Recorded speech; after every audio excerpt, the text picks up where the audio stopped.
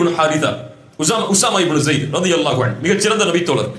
அவர்கள் சொல்கிறார்கள், அல்லாஹ்வுடைய தூதர் எங்களை ஹுரகா என்ற ஒரு கூட்டத்தார்களை அவர்களோடு போர் செய்வதற்காக ஒரு குழுவை அனுப்புகிறார்கள். சராயா, படைக்குழு. சராயா என்றால் படைக்குழு. அந்த குழுவில் அல்லாஹ்வுடைய தூதர் இருக்க மாட்டார்கள், அதனால் அது போர் கிடையாது. சராயா, அல்லாஹ்வுடைய தூதர் யாரையாவது நியமித்து நீங்கள் அந்த ஊர்வாசிகளை போர் செய்யுங்கள் என்று அல்லாஹ்வுடைய தூதர் அனுப்புவார்கள். அப்படி அனுப்பக்கூடிய நிலையில் உஸாமா இப்னு ஸைத் அவர்களும் அங்கே செல்கிறார்கள். அந்த ஊர்வாசிகள் சிறைபிடிக்கப்படுகிறார்கள். அந்த கூட்டத்தார்கள், போர் நடக்கிறது. உஸாமா இப்னு ஸைத் அவர்கள் சொல்கிறார்கள், நானும் ஒரு அன்சாரி தோழரும் ஒருவரை பார்த்தோம் அந்த கூட்டத்தாரில். அவரை நாங்கள் கொலை செய்ய வேண்டும் என்று, அவர் மீது போர் செய்து அவரை கொலை செய்ய வேண்டும் என்று நாங்கள் முன்னால் சென்ற பொழுது அவர் சொன்னார், லா இலாஹ இல்லல்லாஹ். அன்சாரி தோழர் விலகிக் கொண்டார். என்ன கலிமா சொல்லிட்டார், இனிமே அவரை அல்லாஹ்வுடைய தூதர் தடை செய்தது விலகிக் கொண்டார். ஆனா உஸாமா இப்னு ஸைத் சொன்னார்கள், நான் அவரை ஈட்டியால் குத்தி கொலை செய்து விட்டேன். புரியுதா? உஸாமா இப்னு ஸைத் லா இலாஹ இல்லல்லாஹ் சொன்ன அந்த மனிதரை கொலை செய்து விட்டார். அந்த படை திரும்பி வருகிறது அல்லாஹ்வுடைய தூதரிடத்தில். நடந்த செய்தி அல்லாஹ்வுடைய தூதருக்கு சொல்லப்படுகிறது. அல்லாஹ்வுடைய தூதர் ஸல்லல்லாஹு அலைஹி வஸல்லம் அவர்கள் கேட்டார்கள், யா உஸாமா அகதல்தஹு பஅதமா قال لا இலாஹ இல்லல்லாஹ். ஒரு மனிதன் லா இலாஹ இல்லல்லாஹ் என்று கூறியதற்கு பிறகு அவரை கொலை செய்தாயா? அவர் மீது நீ போர் தொடுத்தாயா? உஸாமா இப்னு ஸைத் சொன்னார்கள், அல்லாஹ்வுடைய தூதரே, அவர் தன்னை பாதுகாத்துக் கொள்வதற்காகத்தான் சொன்னார். என்ன சொன்னார்? அவர் தன்னை பாதுகாத்துக் கொள்வதற்காகத்தான் சொன்னாரை தவிர மனசால அவர் சொல்லல. அல்லாஹ்வுடைய தூதர் ஸல்லல்லாஹு அலைஹி வஸல்லம் அவர்கள் சொன்னார். இது வெளிப்படையாக மனிதனுக்கு தெரியக்கூடியது. ஒருத்தர் போர் தொடுக்க போகும்போது அவர் லா இலாஹ இல்லல்லாஹ் சொன்னா அவர் தன்னை பாதுகாத்துக் கொள்வதற்காக சொல்கிறார் என்று உலகத்தில் எல்லாரும் சொல்லுவாங்க. அல்லாஹ்வுடைய தூதர் ஸல்லல்லாஹு அலைஹி வஸல்லம் எப்படி பக்குவப்படுத்தினார்கள் பாருங்கள். மறுபடியும் கேட்டார்கள் இந்த பதிலுக்கு பிறகும், அகதல்தஹு பஅதமா قال لا இலாஹ இல்லல்லாஹ். ஒரு மனிதன் லா இலாஹ இல்லல்லாஹ் என்று கூறியதற்கு பிறகும் அவனோடு நீ போர் செய்தாயா?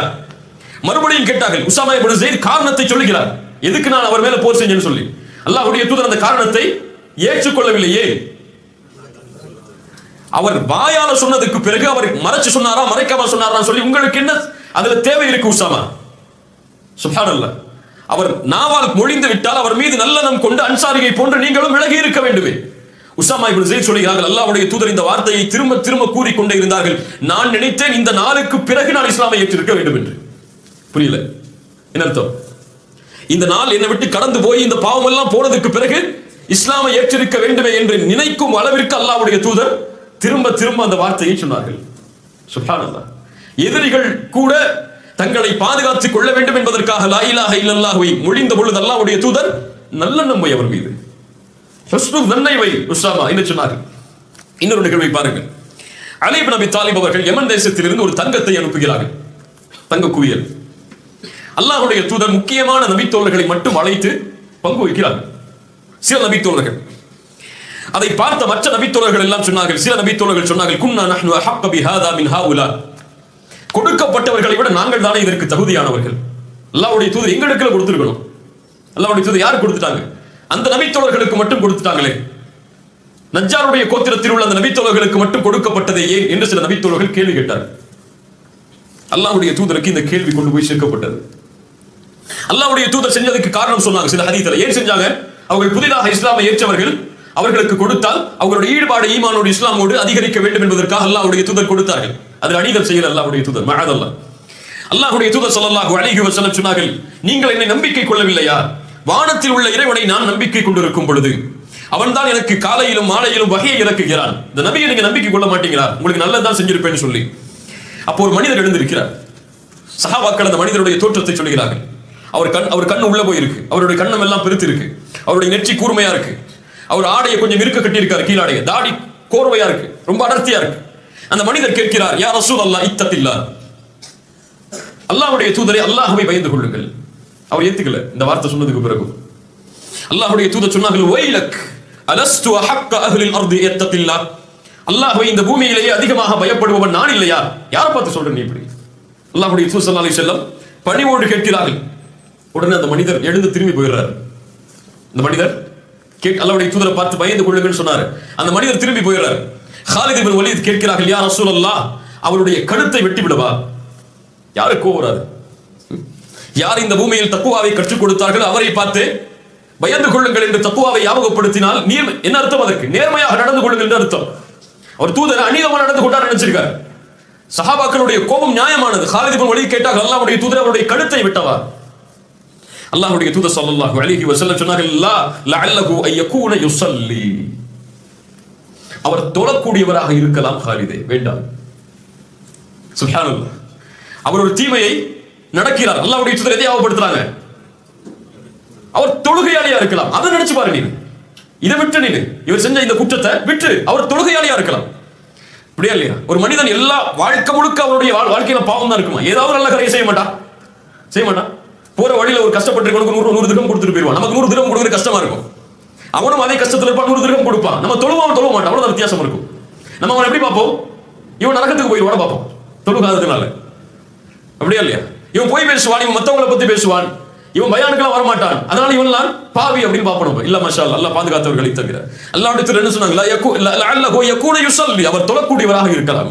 இப்ப காலித் பின் வலீத் சொன்னாங்க, வகம் மின் முஸல்லின் யகூலு பிலிசானிஹி மா லைஸ ஃபி கல்பி, எத்துணை தொழுகையாளிகள் உள்ளத்தில் இல்லாததை நாவால் மொழிகிறார்கள்.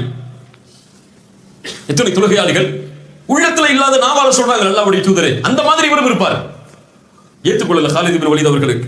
அல்லாஹ்வுடைய தூதர் ஸல்லல்லாஹு அலைஹி வஸல்லம் சொன்னார்கள், காலிதே, நான் ரலியல்லாஹு அன்ஹு பிறருடைய உள்ளத்தை துளையிட்டு பார்ப்பதற்காகவோ அவர்களுடைய வயிறுகளை பிளந்து பார்ப்பதற்காகவோ நான் அனுப்பப்படவில்லை. சுப்ஹானல்லாஹ். யார் கற்றுக் கொடுத்த ஒழுக்கம் பாருங்கள். இதான் தீன், இதான் மார்க்கம். பிறருடைய உள்ளத்தை திறந்து பார்ப்பதற்கு நான் அனுப்பப்படவில்லை. அவனுக்கும் அல்லாஹ்வுக்கும் முடியாது, அதில் நான் ஏன் தலையிடணும்? இன்று கண்ணியத்தோடு அல்லாஹ்வுடைய தூதர் நடந்து கொண்டார்கள். இவன் யார் தெரியுமா? திரும்பி போனாரு. எவ்வளவு பெரிய குற்றவாளி தெரியுமா? அல்லாஹ்வுடைய தூதர் சொன்னார்கள், இந்த மனிதர் செல்கிறாரே என்னை விட்டு திரும்ப, இவரில் இருந்து தான் ஒரு சமூகம் உருவாகும். குர்ஆனை ஓதுவார்கள், அவருடைய தொண்டைக்கு கீழே இறங்காது. அம்புகளில் இருந்து, வில்லில் இருந்து அம்புகள் வெளியேறுவதை போன்று ஈமானில் இருந்து அவர்கள் வெளியேறி விடுவார்கள் என்று சொன்ன மனிதர் அவர். அவருக்கு அல்லாஹ்வுடைய தூதர் என்ன சொன்னாங்க? வெளிப்படையை பார்த்து மட்டும் முடிவிடு. அவர் அப்படி கேட்டதனால் அவர் காஃபிர், அவர் முஷ்ரிக் நினைச்சு அவரை கொன்றாத. அவர் யார்? தொழுகையாளி, அது போதும் உனக்கு. அவர் மீது நல்லெண்ணம் கொள்றதுக்கு அது ஒண்ணு போதும் காலிதே என்று அல்லாஹ்வுடைய தூதர் ஸல்லல்லாஹு அலைஹி வஸல்லம் பக்குவப்படுத்தினார். இப்ப தூதருடைய ஒட்டுமொத்த வாழ்க்கையிலும் இந்த தன்மையை பார்க்கலாம். யாராவது ஒருவர் தவறு செய்வதாக வந்தால் முதலில் அவரை மக்கள் தவறாக நினைப்பதற்கு முன்னால் அல்லாஹ்வுடைய தூதர் அவருடைய நன்மையை சொல்லி அவரை சாந்தப்படுத்துவார். பின்னாடி பார்ப்போம் பல நிகழ்வுகள். இதைத்தான் அல்லாஹ்வும் நமக்கு கட்டளையிடுகிறான் சூரத்துல் ஹுஜராத்துடைய வசனத்தில், யா அய்யுஹல்லதீன ஆமனூ இஜ்தனிபூ கஸீரம் மினத்-தன், அதிகமான சந்தேகங்களை விட்டு விலகி விடுங்கள். கணவன் மனைவியின் மீது, மனைவி கணவனின் மீது, பிள்ளைகளின் மீது, பெற்றோர்களின் மீது, உறவினர்களின் மீது, நண்பர்கள் மீது, தொழிலாளிகள் மீது என யாரின் மீதும் அதிகமான சந்தேகம் கொள்ளாதீர்கள். இப்ப குறைவா சந்தேகம் கொள்ளும் அர்த்தமா?